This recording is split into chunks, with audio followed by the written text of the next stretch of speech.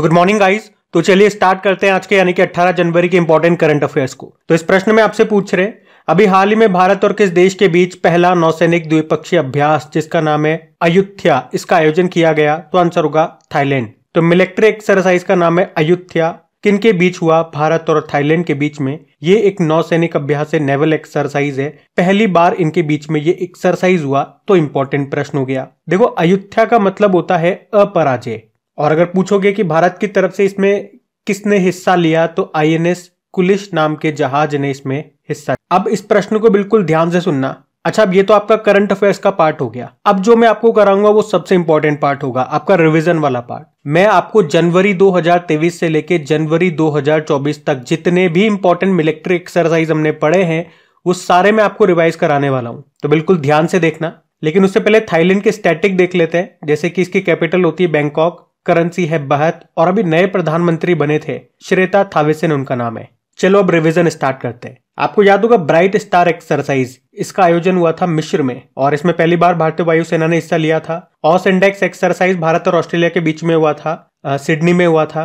CSAT exercise, इसको host किया था सिंगापुर ने, भारत ने पहली बार हिस्सा लिया था। सीसैट मतलब हो गया south east Asia corporation and training. और तरंग शक्ति एक्सरसाइज याद रखना आयोजन करेगी इंडियन एयरफोर्स, 2024 में इसका आयोजन होगा। लगभग 12 देश हिस्सा लेंगे। जायद तलवार एक्सरसाइज भारत और यूएई के बीच में हुआ था दुबई में। टेलिस्मैन सेबर एक्सरसाइज का आयोजन ऑस्ट्रेलिया ने किया था। भारत एक पर्यवेक्षक देश, ऑब्जर्वर कंट्री के रूप में हिस्सा लिया था। वैसे पिछले साल मालाबार एक्सरसाइज को भी होस्ट किया था ऑस्ट्रेलिया ने।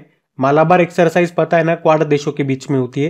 क्वाड में 4 देश होते हैं, भारत, ऑस्ट्रेलिया, जापान और यूएसए। और कोमोडो एक्सरसाइज इंडोनेशिया में हुआ था, भारत ने हिस्सा लिया था इसमें। और जिमेक्स एक्सरसाइज भारत और जापान के बीच में हुआ था विशाखापत्तनम में। और पिछले साल जापान के साथ हमने 2 और एक्सरसाइज किए थे, एक तो धर्मा गार्जन और वीर गार्जन, वो जापान में किए थे।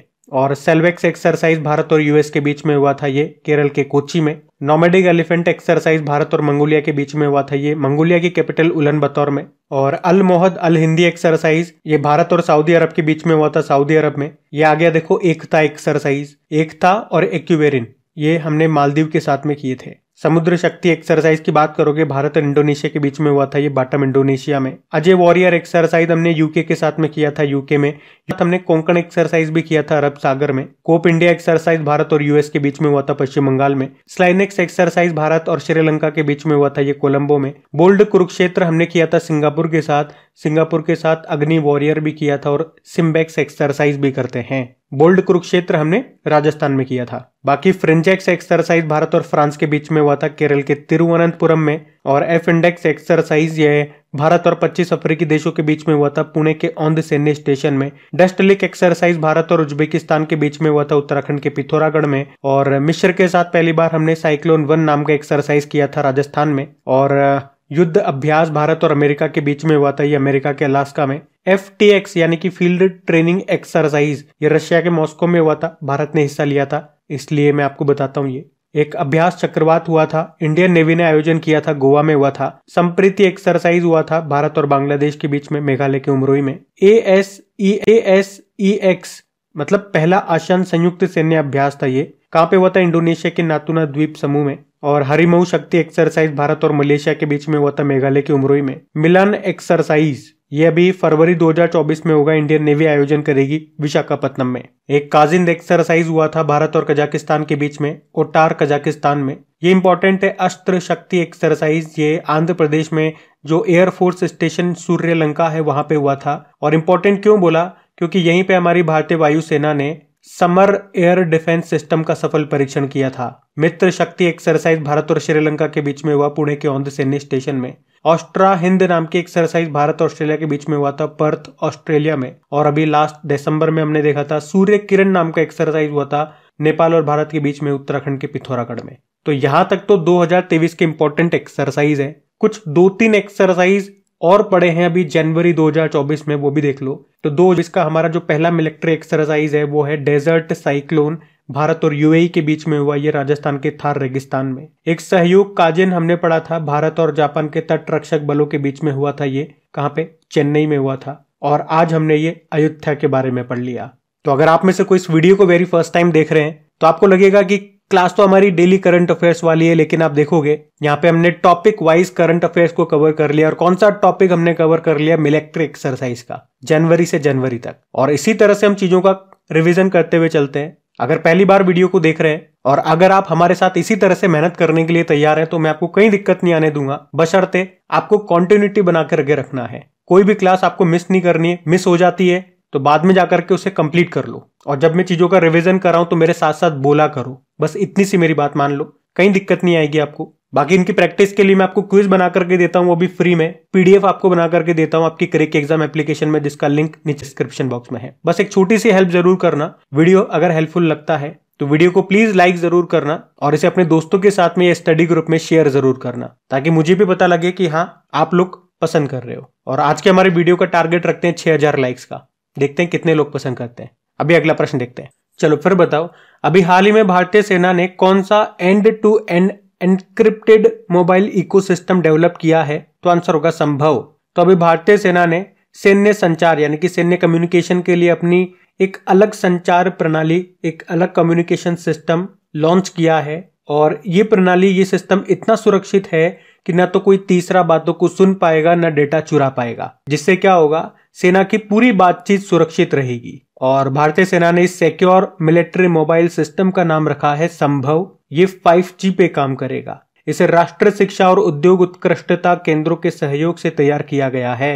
संभव याद रखना, इसकी वैसे फुल फॉर्म भी है secure army mobile Bharat version. अभी जो 15 जनवरी को आपने आर्मी डे मनाया था, उसी मौके पे इसको लॉन्च भी किया गया था। और अगर क्रेक एग्जाम में आप लोग डेली करंट अफेयर्स पढ़ते हो तो याद आएगा, अभी हमने पढ़ा था, अभी अर्धसैनिक बलों यानी कि पैरामिलिट्री फोर्सेस के संचार और डॉक्यूमेंट को सिक्योरली ट्रांसफर करने के लिए एक संदेश एप्लीकेशन भी लॉन्च किया गया था। याद आया आपको? अभी जनवरी 2024 में ही हमने पढ़ा था। अच्छा, कुछ और एप्लीकेशन पोर्टल्स अगर मैं आपको रिवाइज कराऊं जो अभी न्यूज में रहे थे, तो एक तो भूमि राशि पोर्टल को भी लॉन्च किया था सड़क व परिवहन मंत्रालय ने, और ई अमृत एप्लीकेशन नीति आयोग ने इसको लॉन्च किया था ई व्हीकल्स को बढ़ावा देने के लिए। सुप्रीम कोर्ट ने कई सारे पोर्टल वगैरह लॉन्च किए थे, जैसे कि सुस्वागतम पोर्टल हो गया, सुपेश पोर्टल हो गया, फास्टर पोर्टल हो गया, और अभी लेटेस्ट सुवास पोर्टल इन्होंने लॉन्च किया था, जिसमें से एक आध तो ये अभी एग्जाम में पूछे भी जा चुके हैं। निदान पोर्टल को लॉन्च किया था नारकोटिक्स कंट्रोल ब्यूरो ने, और उद्गम पोर्टल को लॉन्च किया था आरबीआई ने लावारिस धन के वारिसों का पता लगाने के लिए। उसी तरह से CU चयन पोर्टल हो गया, उत्साह पोर्टल हो गया, या ई समाधान पोर्टल हो गया, इन सबको लॉन्च किया था यूजीसी ने। और एक तो एनकोर एप्लीकेशन, इसको किसने लॉन्च किया था? इलेक्शन कमीशन ऑफ इंडिया ने, जिसने सी विजिल एप्लीकेशन भी लॉन्च किया था। तो ये भी पॉइंट्स ध्यान में रखना। अगला प्रश्न देखते हैं। फिर आपसे पूछ रहे हैं, अभी हाल ही में किस राज्य ने माई स्कूल माई प्राइड नाम से एक अभियान शुरू किया? तो आंसर होगा हिमाचल प्रदेश। तो अभी हिमाचल प्रदेश सरकार ने अपना विद्यालय कार्यक्रम के तहत मेरा स्कूल मेरा गौरव यानी कि माई स्कूल माई प्राइड नाम से एक अभियान शुरू किया है, और इसमें व्यक्तियों और संगठनों से एक स्कूल गोद लेने का आग्रह किया गया है। अब इसको शुरू किया हिमाचल प्रदेश ने। तो ये रहा मैप में हिमाचल प्रदेश। कैपिटल इसकी शिमला है, समर कैपिटल शिमला है, विंटर कैपिटल धर्मशाला है। मुख्यमंत्री कौन है? सुखविंदर सिंह सुक्खू, और गवर्नर कौन है? शिव प्रताप शुक्ला। आपको याद हो तो अभी सपनों का संचय जमा लिंक्ड ऋण योजना भी यहीं पे शुरू हुई थी। मुख्यमंत्री सुख आश्रय योजना भी यहीं की है। सशक्त महिला ऋण योजना भी यहीं की है।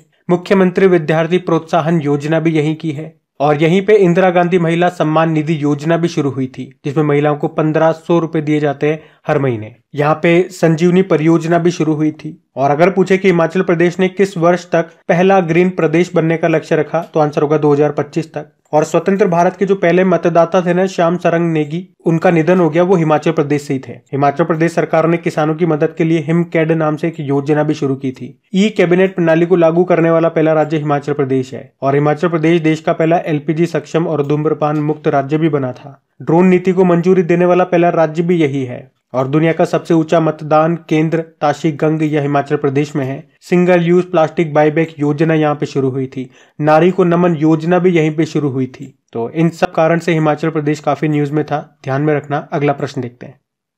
फिर आपसे पूछ रहे हैं, अभी धानु यात्रा त्योहार ये कहाँ पे शुरू हुआ? तो आंसर होगा उड़ीसा में। तो विश्व का सबसे बड़ा ओपन एयर थिएटर प्रदर्शन है ये धानु यात्रा। इसमें भगवान श्री कृष्ण और मामा कंस की कहानी का प्रदर्शन किया जाता है। ये उत्सव 11 दिनों तक चलता है। तो याद रखना, धानु यात्रा त्योहार कहाँ का है? उड़ीसा का है। अच्छा, उड़ीसा में कुछ और भी त्योहार मनाए जाते हैं, कुछ उत्सव महोत्सव मनाए जाते हैं, वो भी मैं आपको रिवाइज करवा दूं तो याद रखना। नुआखाई महोत्सव मनाया जाता है उड़ीसा में, रजा पर्व यहीं का है। बाली जात्रा महोत्सव यहाँ मनाया जाता है। कोणार्क नृत्य महोत्सव मनाया जाता है। छऊ महोत्सव मनाया जाता है। बोईता बंदना महोत्सव यहाँ पे मनाया जाता है। शीतल षष्ठी पर्व यहाँ पे मनाया जाता है। और ये धानु जात्रा महोत्सव मैंने आपको बता ही दिया। तो ये सारे उड़ीसा के हैं, इनको ध्यान में रखना। अभी आपको याद हो तो उड़ीसा के कुछ प्रोडक्ट्स को जीआई टैग भी मिला था, जिसमें से सबसे इंपॉर्टेंट है काई चटनी, जो कि चींटियों से बनी हुई चटनी है, उनको भी जीआई टैग मिला था। उड़ीसा के स्टैटिक जानना चाहो तो कैपिटल भुवनेश्वर होती है, मुख्यमंत्री है नवीन पटनायक और गवर्नर कौन है? ध्यान रखना। ये अगला प्रश्न देखते हैं। फिर आपसे पूछ ले, अभी नीति आयोग के अनुसार सर्वाधिक गरीबी में कमी दर्ज करने वाला राज्य कौन सा है? तो आंसर होगा उत्तर प्रदेश। तो नीति आयोग की बहुआयामी यानी कि मल्टी डायमेंशनल गरीबी रिपोर्ट आई है, उसके अनुसार सर्वाधिक गरीबी में कमी दर्ज करने वाला पहला राज्य, मतलब यहाँ पे गरीबी में सर्वाधिक कमी आई है, वो राज्य कौन सा है? तो आंसर होगा उत्तर प्रदेश। दूसरे नंबर पे बिहार को बताया गया और तीसरे नंबर पे मध्य प्रदेश है। इस रिपोर्ट की बात करें तो इसमें पिछले 9 वर्ष की स्टडी की गई है, उसी आधार पर ये रिपोर्ट जारी की गई, यानी कि 2013-14 से लेके 2022-23 तक की आंकड़ों पे डेटा के अनुसार ये रिपोर्ट जारी की गई है। इसमें कहा गया कि 24.8 करोड़ लोग गरीबी से बाहर आ चुके हैं। और कितने प्रतिशत गरीबी कम हुई है? तो 17.89% गरीबी कम हुई है। वर्तमान में 11% गरीबी ही रह गई है। टारगेट तो ये भी रखा है कि 2030 तक इसे 11% से घटा करके 1% पर लाना है। मतलब ये चाह रहे हैं कि 2030 तक गरीबी मात्र 1% रह जाए भारत में। अभी बता रहे हैं 11% है। अब ये कौन सी स्टडी कर रहे हैं ये तो यही जाने या भगवान जाने, लेकिन मैं जानना चाहता हूं कि आप क्या जानते हो। मतलब आपको पता है सस्टेनेबल डेवलपमेंट गोल्स कितने हैं? 17 हैं, 2030 तक पूरे करने हैं। मेरा प्रश्न आपसे यह है कि कौन से नंबर का सस्टेनेबल डेवलपमेंट गोल गरीबी के बारे में बात करता है? और अगर आप में से कोई वीडियो को पहली बार देख रहे हैं तो आपको बता दूं, ये प्रश्न मैं आपसे क्यों पूछ रहा हूं, आपको क्यों नहीं बता रहा इसका उत्तर, क्योंकि सस्टेनेबल डेवलपमेंट गोल का ट्रिकी वीडियो मैंने आपको बना करके दे दिया है। मतलब वो सारे सस्टेनेबल डेवलपमेंट गोल्स मैं आपको याद करा चुका हूं ट्रिक के माध्यम से। और इतना भी मैं आपसे कहता हूं आज कि पूरे YouTube पर सस्टेनेबल डेवलपमेंट गोल्स का ऐसा ट्रिकी वीडियो आपको कहीं नहीं मिलेगा। चाहे आप कहीं पर भी देख लेना और अपने वीडियो को कंपेयर कर लेना। अगर आपने वो वीडियो नहीं देखा तो एक बार जरूर देखना और फिर बताना। चलो इस प्रश्न का उत्तर देना अब आप लोग। बाकी जब तक हम नीति आयोग की बात कर लेते हैं। नीति आयोग जिसकी स्थापना होती है 1 जनवरी 2015 को, इसे योजना आयोग के स्थान पर लाया गया था। और नीति मतलब होता है national institute for transforming India. अध्यक्ष तो भारत के प्रधानमंत्री होते हैं। उपाध्यक्ष वर्तमान में कौन है? डॉक्टर सुमन के बेरी हैं। और सीईओ कौन है? बीवीआर सुब्रमण्यम है। और गरीबी से एक सूचकांक आपको याद आएगा, इंडेक्स, वैश्विक बहुआयामी गरीबी सूचकांक। इंग्लिश में बोलोगे तो global multi dimensional poverty index. और इसे जारी कौन करता है? तो यूनाइटेड नेशन डेवलपमेंट प्रोग्राम इसको जारी करता है। अच्छा, वैसे यूनाइटेड नेशन डेवलपमेंट प्रोग्राम और कौन कौन से इंडेक्सेस जारी करता है तो वो भी मैं आपको बता दूं। एक तो ह्यूमन डेवलपमेंट इंडेक्स ये जारी करता है, और एक जेंडर इनइक्वलिटी इंडेक्स को भी यही जारी करता है। तो ध्यान रखना ये पॉइंट्स भी। अगला प्रश्न देखते हैं। फिर आपसे पूछ रहे, अभी हाल ही में कश्मीर में झेलम स्टेडियम का नाम बदलकर किनके नाम पे रखा गया है? तो आंसर होगा बिपिन रावत जी। तो अभी देश के पहले सीडीएस रहे बिपिन रावत जी के नाम पे जम्मू कश्मीर के बारामूला में जो झेलम स्टेडियम है उसका नाम रखा गया है बिपिन रावत जी के नाम पे। हमने कहा ये हमारे देश के पहले सीडीएस थे, चीफ ऑफ डिफेंस स्टाफ। लेकिन वर्तमान में अभी दूसरे नंबर के सीडीएस कौन है ये पूछेंगे तो आंसर करना अनिल चौहान है। अच्छा, बिपिन रावत जी से कुछ पॉइंट्स मैं आपको रिवाइज कराऊं तो आपको याद हो तो इनके सम्मान में नेपाल के श्री मुक्तिनाथ मंदिर में एक घंटी भी लगाई गई थी। अरुणाचल प्रदेश में एक सैन्य कैंप का नाम इन्हीं के नाम पे रखा गया था। उत्तर प्रदेश में मैनपुरी सैनिक स्कूल का नाम भी इनके नाम पे रखा गया था। और अभी लेटेस्ट एक बुक आई थी इनके ऊपर जिसका नाम है Bipin the man behind the uniform. इसको लिखा था रचना बिष्ट रावत ने। और अब कुछ स्टेडियम की बात कर लें जो अभी न्यूज में रहे, जैसे कि वानखेड़े स्टेडियम जो मुंबई में है वो न्यूज में था क्योंकि सचिन की स्टेचू यहाँ पे लगाई गई थी। नरेंद्र मोदी स्टेडियम आप जानते ही हो, दुनिया का सबसे बड़ा स्टेडियम है। पहले इसका नाम मोटेरा स्टेडियम था, अहमदाबाद गुजरात में मिलेगा। और वैसे भारत का दूसरा सबसे बड़ा स्टेडियम और दुनिया का तीसरा सबसे बड़ा स्टेडियम बन रहा है राजस्थान के जयपुर में। और जो मोहाली इंटरनेशनल क्रिकेट स्टेडियम है उसका नाम बलबीर सिंह सीनियर के नाम पे रखा गया था। उड़ीसा में जो भारत का सबसे बड़ा हॉकी स्टेडियम है उसका नाम बिरसा मुंडा जी के नाम पे रखा गया था। और आपको याद हो तो 2023 के स्टार्टिंग में यहीं पे हॉकी वर्ल्ड कप का आयोजन हुआ था जिसको जर्मनी ने जीता था। और अभी रायबरेली के हॉकी स्टेडियम का नाम रानी रामपाल के नाम पे कर दिया गया था। पुणे में जो आर्मी स्पोर्ट्स इंस्टीट्यूट है उसका नाम नीरज चोपड़ा स्टेडियम कर दिया गया था। और इंग्लैंड के लिसेस्टर क्रिकेट ग्राउंड का नाम बदल के सुनील गावस्कर के नाम पे कर दिया गया था। तो ये कुछ स्टेडियम्स हैं जो आपके न्यूज में थे, इनको ध्यान में रखना। अगला प्रश्न देखते हैं। चलो फिर बताओ, अभी जनवरी 2024 में भारतीय सेना ने आतंकियों को समाप्त करने के लिए अभी कौन सा ऑपरेशन शुरू किया? तो आंसर होगा ऑपरेशन सर्वशक्ति। तो अभी भारतीय सेना ने ऑपरेशन सर्वशक्ति शुरू किया है, जिसमें हमारी आर्मी क्या करेगी? तो पीर पंजाल पर्वतमाला के दोनों किनारों से होने वाले आतंकी गतिविधियों को खत्म करेगी। क्योंकि अभी हाल ही में पीर पंजाल रेंज के दक्षिण में विशेष रूप से राजौरी और पुंछ सेक्टर में आतंकी गतिविधियां देखी गई है।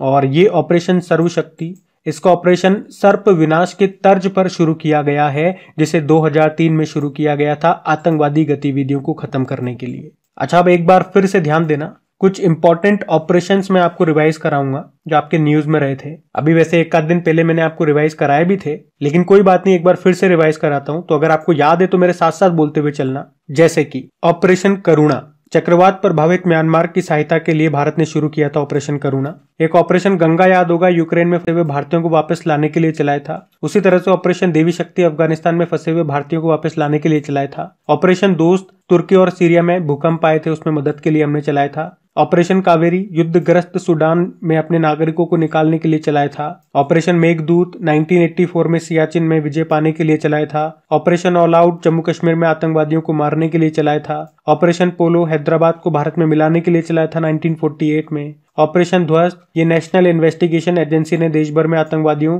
गैंगस्टरों और ड्रग तस्करों के नेटवर्क को खत्म करने के लिए चलाया था। ऑपरेशन मर्यादा, उत्तराखंड पुलिस ने धार्मिक स्थलों पर गंदगी फैलाने, हुड़दंग करने और मादक पदार्थों का सेवन करने वालों के खिलाफ चलाया था। ऑपरेशन राहत, यमन युद्धगृह में भारतीयों और दूसरे देशों के नागरिकों को यमन से बचाने, वहां से वापस लाने के लिए चलाया था। और ऑपरेशन अजय, आपको याद होगा, भारत ने इजराइल से अपने नागरिकों को निकालने के लिए चलाया था। और हमास ने इजराइल पे जो हमला किया था उसे कोड नेम दिया था अल अक्सा फ्लड, और उसके बदले में इजराइल ने जो जवाबी हमला दिया था उसका कोड नेम दिया था आयरन ऑफ सॉर्ड। एक मैंने आपको ऑपरेशन चक्र 2 भी बताया था, इसको सीबीआई ने लॉन्च किया था वित्तीय धोखाधड़ी को रोकने के लिए। एक ऑपरेशन अमृत याद रखना, अभी केरल राज्य ने शुरू किया था राज्य में एंटीबायोटिक्स के हो रहे दुरुपयोग को रोकने के लिए। ऑपरेशन आहट याद होगा, रेलवे प्रोटेक्शन फोर्स ने शुरू किया था महिलाओं और बच्चों की तस्करी को रोकने के लिए। उसी तरह से ऑपरेशन उपलब्ध को भी आरपीएफ ने शुरू किया था रेलवे टिकट की कालाबाजारी को रोकने के लिए। और ऑपरेशन सर्द हवा या ऑपरेशन गर्म हवा, इन दोनों को शुरू करता है BSF border security force, Rajasthan में पाकिस्तानी सीमा पर घुसपैठ को रोकने के लिए। और ऑपरेशन ओलिविया, भारतीय तटरक्षक बल के द्वारा उड़ीसा के ऑलिव रिडले कछुओं को बचाने के लिए इसको शुरू किया जाता है। तो ये कुछ इंपॉर्टेंट ऑपरेशंस थे, इनको ध्यान में रखना। अगला प्रश्न देखते हैं। चलो फिर बताओ, अभी हाल ही में भारत अंतर्राष्ट्रीय विज्ञान महोत्सव 2023 का आयोजन ये कहाँ पे किया गया? तो आंसर होगा हरियाणा में। तो भारत अंतर्राष्ट्रीय विज्ञान महोत्सव 2023 इसका आयोजन हरियाणा में किया गया। ये सबसे बड़ा विज्ञान महोत्सव है। इस बार ये इसका नवा संस्करण हुआ। इसका उद्देश्य है वैज्ञानिक स्वभाव को बढ़ावा देना, उपलब्धियों को स्वीकार करना और भारतीय आबादी के बीच जागरूकता फैलाना।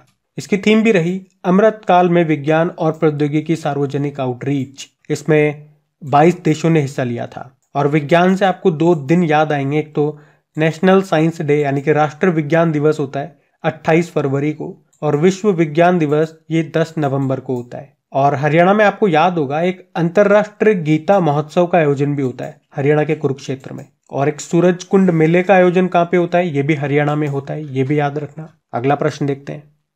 चलो फिर बताओ, अभी 75वें एमी अवार्ड्स 2024 में किस सीरीज ने सर्वश्रेष्ठ ड्रामा सीरीज का एमी पुरस्कार जीता? तो आंसर होगा सक्सेशन। तो एमी अवार्ड ये टेलीविजन इंडस्ट्री यानी कि जो बेस्ट सीरियल्स होते हैं और उससे जुड़े हुए जो लोग होते हैं उनको ये पुरस्कार दिया जाता है, एमी अवार्ड्स। इसी तरह से ऑस्कर अवार्ड्स आपको पता है, जिसे अकादमी पुरस्कार बोलते हैं, ये बेस्ट मूवीज या डॉक्यूमेंट्रीज वगैरह या उससे जुड़े हुए लोगों को, जैसे कि हीरो को, हीरोइन, डायरेक्टर वगैरह, इनको दिया जाता है। ग्रेमी अवार्ड भी याद रखना, ये म्यूजिक के क्षेत्र में दिया जाता है। तो अभी 2024 में एमी अवार्ड्स का ये 75वां एडिशन हुआ लॉस एंजल्स अमेरिका में, इसका आयोजन किया गया। और वैसे तो बहुत सारे अवार्ड्स हैं, लेकिन जो इंपॉर्टेंट है आपके लिए वो मैं आपको बता रहा हूँ, वो ध्यान रख लेना। एक तो ड्रामा कैटेगरी और एक कॉमेडी कैटेगरी, और उससे जुड़े हुए लोग याद रखना। जैसे कि ड्रामा कैटेगरी का अवार्ड किस सीरीज को मिला है, तो सक्सेशन सीरीज को मिला है। ड्रामा कैटेगरी में बेस्ट एक्टर का अवार्ड मिला है केरन कुलकिन को